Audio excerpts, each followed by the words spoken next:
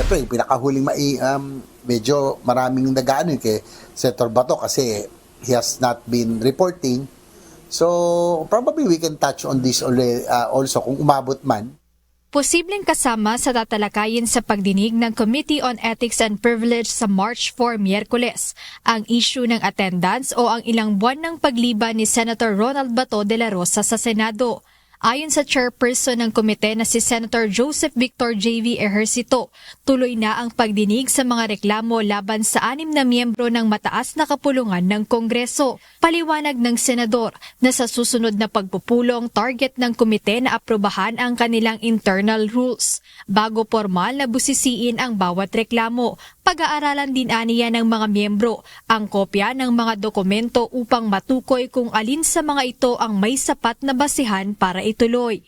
We will try. Pero siguro after the approval of the rules of the committee, then we will tackle already kung ano po yung itutuloy natin, kung ano yung may grounds. O kaya pag-aralan muna nila, no, we will send them copies of the complaints and then probably on the next convene kung ano yung talagang itutuloy.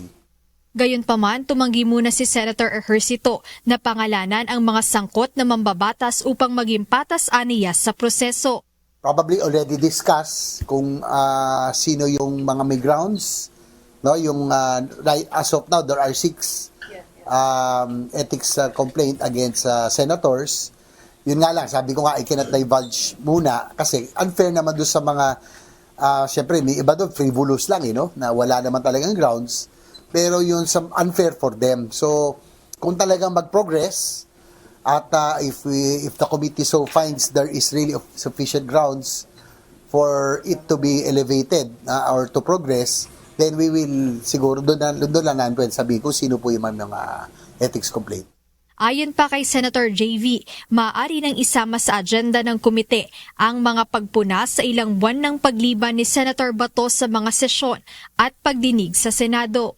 May naisip na rin kaming pwedeng i-propose, no? Hopefully, siguro pagtaas yung ethics committee, then we will announce kung ano po yung magiging decision ng ethics committee on how we will tackle itong problema. Halimbawa, kay Senator Bato and the other. Muling binigyang diin ng chairperson ng Senate Committee on Ethics and Privilege na magiging first in, first out ang kanilang pagtrato sa mga reklamong inihain sa komite.